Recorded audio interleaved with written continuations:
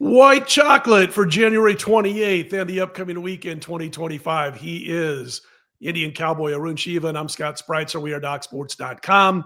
And on this white chocolate version or episode, we are going to talk about some college basketball. We're incorporating more and more basketball into the show because, of course, we only got one more football game. That would be the Super Bowl coming up a week from Sunday. And so we got some thoughts on that. We got some thoughts on some big games upcoming in college basketball over the next few days.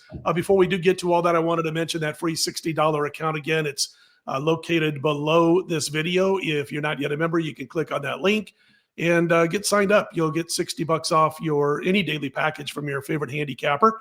And again, that's not a bad way to give DocSports.com a trial run if you've not yet done so. All right, I see. The games the conference championships were fun.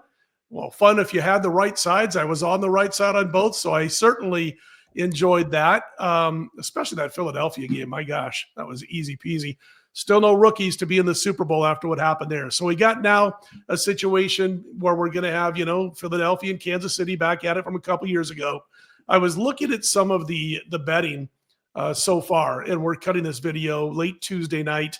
And as of now, a couple of places that I looked at, a couple of books I talked to, we're saying that they're getting close to 57, 58% tickets and money on Philadelphia, which would explain that 2-point spread dropping down to 1.5, down to 1 in a couple of spots with KC being the favorite. That's going to change. The total is going to go up when the public gets involved next week. We're going to talk a lot more about the game next week.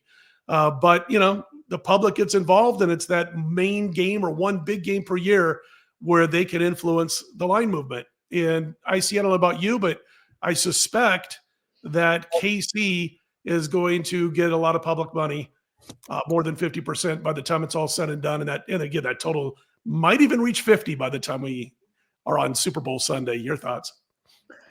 Yeah, I mean, we should have just bet Kansas City because the refs would have been helping them out anyway. It's pretty easy, right? Just take the Chiefs every time. And it's funny, but you don't want to root for either of these teams. Because Philly fans are the worst fans. And then you combine it with Kansas City, who seems to get every call. And it seems almost like the league wants another three-peat, right? They want a dynasty so badly, And I got to tell you, man, to be honest with you, Josh Allen, it's not his fault. His coaching staff got out-coached. Sure. I mean, that's really what it is. And we got to understand that Andy Reid is a legend. Mm-hmm. Just an absolute legend. Andy Reid beat Bill Belichick too, didn't he? Yeah. Mm-hmm. Yeah. They no, that was Doug Peterson. They got bombed. That was where big brother Tom Brady knocked Patrick Mahomes in the dirt a little bit there in that one. But yeah. No, that just goes. I mean, that just shows how great Brady was, not Belichick. Right. Because Brady probably outworked him. But as far as this particular game is concerned. Neither of these teams anybody wants to root for, but I wouldn't be surprised if it went under, right? Mm-hmm. Because both these teams are coming off 60-point games. Kansas City's coming off 60, and of course, Philadelphia is coming off 68 points, or 78 points rather, a total in that game. Head-to-head, these two teams met back in 2023. Philly won 21-17. So right now, my lean is certainly on and under. And, I think for the props you were talking about, I think it's going to be ball control. I mean, if Philadelphia can put up 53 points, Kansas City doesn't want them on the field. There are too many skill positions. So I think a lot of ball control, a lot of running. Mm-hmm. I don't see a lot of long passes. And I don't see a ton of turnovers. Mm-hmm. I think it's going to be a safe game. So these are all props that I'm looking at. Yeah, and we'll be, giving out a few more exact props on next week's show, everybody. But, like I get asked about betting props, and I learned a long time ago, I was 21 years old out here in Las Vegas and tied all my props to a team that I thought was going to win the game. We're talking about San Francisco, Denver, around 1990. And I thought, I'm tying all these props to the team that I thought was going to win. And guess what? I was dead wrong. And all those props went down the tube also. And from that point forward, and I was, again, a young guy. What I did is moving forward, I decided, well, there's no way I'm going to be betting Super Bowl props tied into the team I think is going to win. It's going to have to be props that can come to fruition, that can cash whether my side, whether I was right on the handicap of the actual game, the outcome of the game or not. And, I did look at a couple already. I'm going to throw one out there. I'm going to at least talk about the popular props, couple of them. The most popular prop, according to Action Network so far, is Philadelphia tight end Dallas Goedert, who his over on his receiving yards has been bet through the roof. It was like 48.5, even down to 47.5 when it came out. Well, as of Tuesday, it's now 51.5 as that one keeps getting bet up and up and up. And I tell people, that's one of those props that can cash whether Philly's winning the game or not, because it is a situation where you're going up against a defense that does allow a lot of stuff to tight ends. I had Goddard, by the way. That was my one prop on Sunday, was Goddard over his receiving yards against Washington, but that prop was 40.5, not 51.5 against Washington. And he crushed it. He had like 80, 85 yards in that game. Two more very popular prop bets thus far, as reported from Action Network. Saquon Barkley over 115.5 rushing yards. That's up 2 full yards from where it opened. And Patrick Mahomes rushing attempts all the way up to 6.5 from 4.5. And, it's getting to that point now where, you're starting to lose value on those kind of props. And that Patrick Mahomes prop is certainly a public prop. And it goes from 4.5 to 6.5 already. Now, if KC is winning, then you do get those kneel downs as part of the rushing attempts. I'm probably not going to jump in on the over. I'll be looking at maybe under in that one now that it's up to a full 6.5. As of Tuesday night, though, again, we're closing on 60% tickets and money coming in on Philadelphia, which is why that number's moved down a little bit. But again, we'll have some definite props next week's show where we're talking about a couple of things that we like and a little bit more. Also updating where the tickets and the money is and all that kind of good stuff. It is now a college basketball show officially too, White Chocolate. And Thursday night is a game that I'm looking at. I see it's Oregon at UCLA, a little bit of a revenger here for the Oregon Ducks. And, we saw them not play badly in that first meeting up in Eugene this season, but it was a situation where UCLA could not miss. They hit 12 of 23 threes in a 2-point win. It took over 50% shooting from beyond the arc. The crazy thing about that is their coach, Mick Cronin, hates it when his team shoots a bunch of threes. He came out in post-game press conference. I remember when they lost to Nebraska in early January, I believe it was, they shot a bunch of threes. They made like 4 for 26, something crazy like that. And he kept talking about, we're not a 3-point shooting team. We don't need to be shooting threes. Then, of course, they go 12 for 23 against Oregon. So it's not a style of play they want to utilize. It's what got them the win against Oregon in the first meeting this year. Off that Minnesota loss, I think Oregon comes home and gives UCLA a real tough time, especially on the perimeter, and goes on to win this game in exact revenge.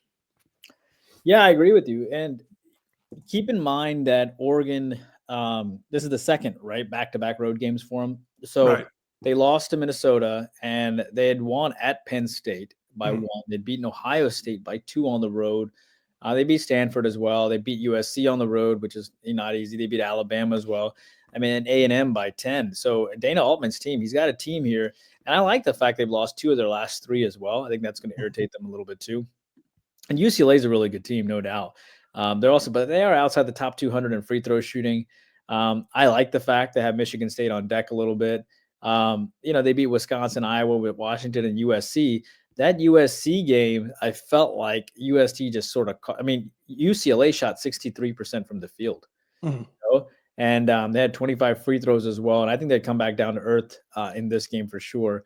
And when you go back and look at that,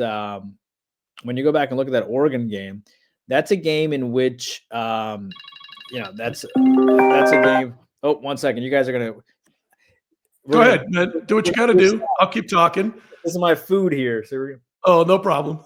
Hello? I'll keep talking here because IC brought up something that I really like to look at. And I was talking about this on another show this afternoon, Tuesday afternoon, about teams that have a free throw to field goal attempt ratio of less than, of outside the top 200. I see that point you made. I love that stat. And if you look at like the top 15 in the Ken Palm ratings, and you look at teams in that top 15 that are outside the top 200 in free throw to field goal attempt ratio, those teams are horrible combined against the spread during conference play this year. So I just wanted to throw that out there too while you were.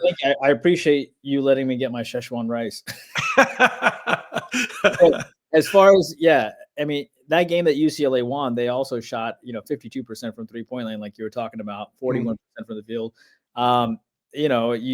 Oregon at that game, also had 13 turnovers too. So I think it's going to completely change. And I agree with you. I like Oregon here. Yeah, I think Oregon Ducks are the way to go there. A couple of Saturday games. I've talked about these games a little bit already on a couple of shows, but wanted to get your thoughts on them. You're an SEC guy, and you've got like Florida, for instance, at Tennessee. Florida whipped the Vols by 30 earlier this season. Now, here we are Tuesday night, and we've started the show after Tennessee just lost at home again to the Kentucky Wildcats. And so they've fallen off a little bit. When Florida won that game by 30, they were a 3-point home favorite. If they would have beaten, talking about Tennessee, if they would have beaten Kentucky on Tuesday night, I'd say they're a 3-point home favorite against Florida. I'm not so sure now. That's 4 of 7 that the Volunteers have lost. And the issue for me that Tennessee's got to overcome, they do like to shoot the three, but they're going up against Florida, and they're 4th in the nation in 3-point defense. And we saw them absolutely deny Tennessee the three-pointer. I think they were like 4 for 29 in that 30-point win. What are your thoughts on this one? Does Tennessee bounce back after the loss to Kentucky? I mean, there's something else going on here too. Is that Todd Golden situation with was he creeping on young women in Florida basically? And which is funny because if you go back and look at his wife actually played volleyball at St. Mary's or San Francisco or whatever. She was kind of a college volleyball player. So, maybe there's some truth to it, but maybe there's not. So this is right after that. So they're pissed. Okay. So Todd Golden's pissed, and they just beat Georgia by 30. And, they had beaten Tennessee by 30 as well. I'll be interested to see what the line sort of comes out at. You have a Tennessee team. Tennessee's been sketchy though, dude. I mean, they lost to Auburn by 2 on the road. They come back home and they lose by 5. And they could theoretically, lose to Florida here as well, because you have a pretty angry coach right now. I mean, revenge is decent, like Oregon, but revenge also doesn't work either, like Arizona State today, right? Arizona State today is up right now, and Colorado has revenge, but Arizona State's the better team, right? And they're up by 3 with 24 seconds left. So it just kind of depends. I think Florida's going to be super motivated coming in here. And, the problem with Tennessee, like you're saying, is Tennessee's outside the top 180 in 3-point shooting. They're outside top 230 in blocks, right? And Florida does all of those things really well. Florida, is top 5 in offensive rebounding. They're top 40 in 2-point field goals. So they win in a variety of different ways. And I think Tennessee loses again. And if they lose for the 3rd time, I would look for Tennessee to destroy Missouri at home following that. So yeah, I definitely agree. I wasn't even looking that far ahead, but I agree. If they can't get past Florida here, they're going to be an angry basketball team hosting Mizzou following that. So that's not something. That's actually something that you want to look for, folks. And I generally start my weekend handicapping on Monday. I look to see, if this team does this, what am I going to look for them to do in their next game, maybe on a Saturday, and do that quite a bit. So that's good stuff. Looking ahead to, they've got the next couple of games. Other SEC action, we head to Ole Miss. It's Auburn at Ole Miss on Saturday, and Auburn has LSU on Wednesday. Ole Miss has Texas. If both teams win their midweek games, Auburn is probably going to be about a 6-point road favorite in this one. Johnny Broome is back for Auburn, Mr. Everything. This is going to be the 2nd of 3 straight home games, though, for Ole Miss. And if they can get by Texas on Wednesday, you would think Chris Beard should have them primed and ready to go and focused for Auburn on Saturday. The one thing about Auburn, as good as I think this team is, and I do believe they're a notch ahead of Duke as far as the best team overall in college basketball, they're 1-6 against the spread in their last 7. And a lot of that has to do with not getting to the free throw line. So, we're talking about the point spread, not necessarily winning games. And they're true road games this year. They're 3-1, and the wins came by 5, 3, and 2 against Texas, South Carolina, and Georgia. Again, I would like to see Auburn, as they get ready for the big dance, start taking the ball inside, start drawing fouls, get to the free throw line. Yeah, I mean, that's how you're going to win long term. And but particularly this game, you get an Ole Miss team here that lost 3 in a row, right? They lost to Mississippi State on the road, but can't blame them because that's a tough loss. They lost to Texas A&M by 1 at home, but I'm trying not to make too many excuses for them. But that Texas A&M, obviously Texas A&M is a really good team, Buzz Williams' team, and now they lost to Missouri. Looking ahead to this game, They have Texas. We'll see what happens with Texas. But I actually think that this will be really, really difficult for Auburn to go in and to win this game, because at the end of the day, Ole Miss did beat Alabama on the road. They've also beaten Arkansas and Georgia as well. And I think Auburn, after that big win against Tennessee, and we'll see how they do against LSU as well. I hope they destroy LSU, because then I think this is the prime spot here for Ole Miss to step up and possibly pull off the huge upset. And Chris Beard, he's a very experienced coach. Yeah. Right. And Ole Miss got a steal with him. So yeah, I like Ole Miss at home. A little service situation there, but we're back with the internet service as you wrapped it up there talking about Chris Beard.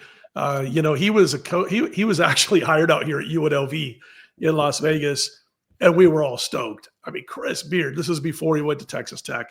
He was here for, I think it was 11 days. He got the offer at Texas Tech. I'm not kidding. It was less than 2 full weeks. He got the offer at Texas Tech after accepting the job in Vegas, and he bolted for Texas Tech. So maybe it's not nice, but there were a lot of Vegas people that weren't too bothered by Chris Beard getting it off the court trouble and losing his job at Tech. I mean, he really did burn UNLV, and UNLV's never recovered. Wanted to talk some Big East basketball. I know you like SEC. I'm a big East guy. You got UConn and Marquette doing battle this coming weekend. Marquette 6-ish as far as being favored in this game, and UConn has DePaul on Wednesday. Marquette, well, they got by Butler, I believe. Last I saw, they were up by 7 or 8 late in the game, but it was really a heck of a battle on Tuesday night.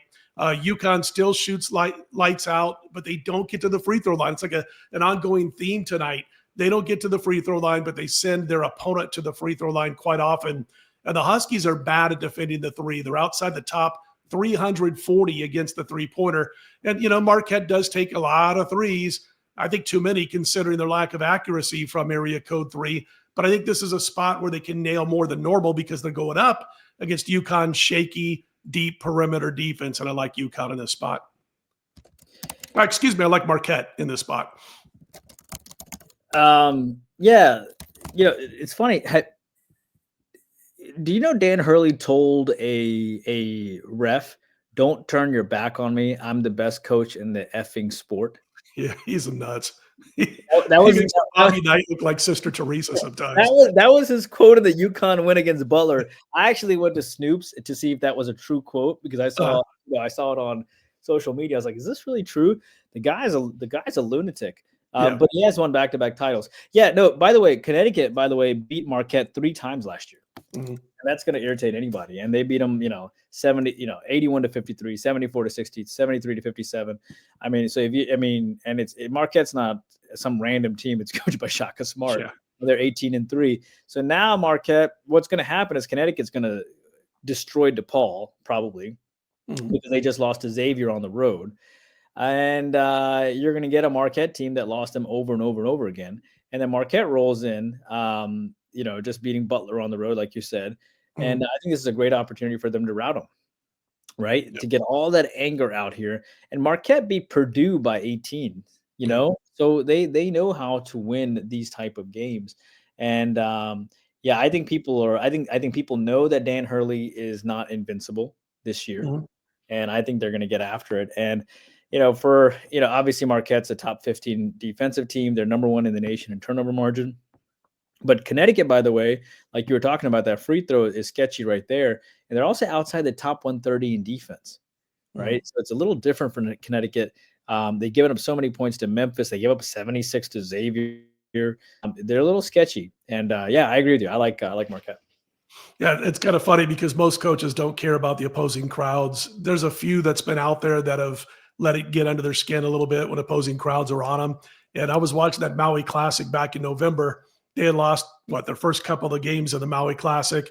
And of course, he was being a lunatic. He was going nuts at the officials, everybody else, screaming at his players. And so in that small gym in Maui, where that crowd is maybe 3,000 strong, but it sounds like there's 40,000 people because they're on top of you, they started chanting, Hurley's angry. and they kept doing that. And you could see it was getting under his skin. He's just that kind of guy where it's definitely going to get under his skin. It did. And he was doing his best at that point to keep his cool, but it had him distracted. I was laughing my ass off because it had him distracted. You could see he was thinking about that. He's like, well, I'm not going to show him I'm angry. So he's one of those coaches where the crowd could get after him and get under his skin, as can opposing players. Isn't it crazy how the crowd can influence the play calling of a coach in a game? Yeah. Oh, it is. I mean, if you're one of those, I don't know. I don't know if the word I see, if the right word is weak, but if you do allow things to get under your skin, like Hurley does, it's obvious to me, they will call things a little bit differently at times. Yeah, like he might call an alley-oop to get a steam dunk or something, and backdoor screens, and versus just running the offense on the flow. That strange dude, great coach, but strange dude. All right, listen. Before we call it quits today, I was going to ask if you had a college basketball future. I'm going to throw it at you in just a second. But what's the team that jumps out to you at this point as we get close to February? I mean, we're down to basically 6 weeks until we get to the dance. What are you looking at? Well, do you know who lost in the first round to Yale last year? Auburn. And so that's why I think Bruce Pearl is mad at the world. Can you hear me, by the way? Yeah. Yeah, I can now. Yeah. Well, yeah, Auburn lost to Yale first round in the tournament last year. So, I mean, that loss really stung this team. And I think that's going to motivate them so much here coming in. And Bruce Pearl, like we talked about earlier before the show, they've never won a title. Right, this is his one chance to really win a title. You don't get these types of chances again. Auburn has a lot of good alumni donor base, like the Yellowwood, right? Sure. We talked about that. He might just throw $5 million to go get a team. It's a lot easier to do that in basketball than it is in football. But yeah, I think Auburn is special, and this is a team that's really deep, and they go 6-7 deep of quality players who can score double digits. Sure. And they're a very, very special team. And I think it works out really well. I think what will happen is Auburn and Duke might meet, but because Auburn has revenge, Pearl's he knows how to get his guys motivated from that. And I think Auburn is set up beautifully because they lost to Duke in the first time around. So I like Auburn to win it all. I like Bruce Pearl. I like his ability, like you just said, to get his team's mind right. And he did it in every job he's been at, even before he got to Auburn, the couple of jobs he had. So I do like that. I'm gonna go with a little bit of a longer shot here. It's funny, before every season, I almost always have a couple of college basketball futures.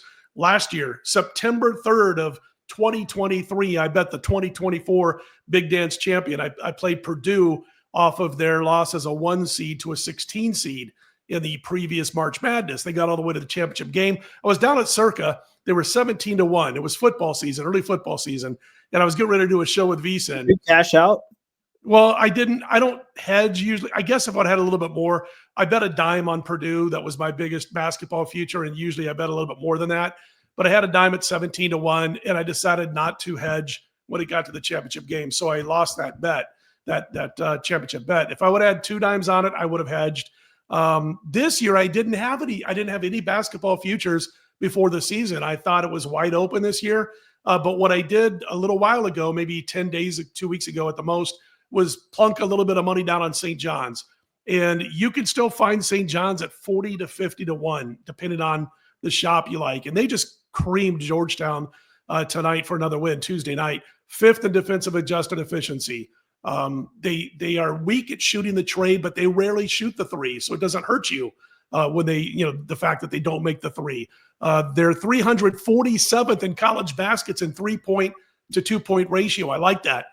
They've lost 3 games this season, by 1 in overtime to Baylor when Baylor was healthy, playing better. They lost by 3 on a neutral site to Georgia early on, and they lost an early game by 1 in Omaha to the Creighton Blue Jays. You're so right. Every time a team wins the title, it's a team that knows how to score 2-point baskets. Yeah, drive the paint, draw the foul. Don't just play bombs away from the deep perimeter. And that's what I like, because they're not good at that. So Pitino's drilled it into their heads that we're not going to shoot the 3, and they don't. So I like that. They also have the second best odds to win the Big East right now.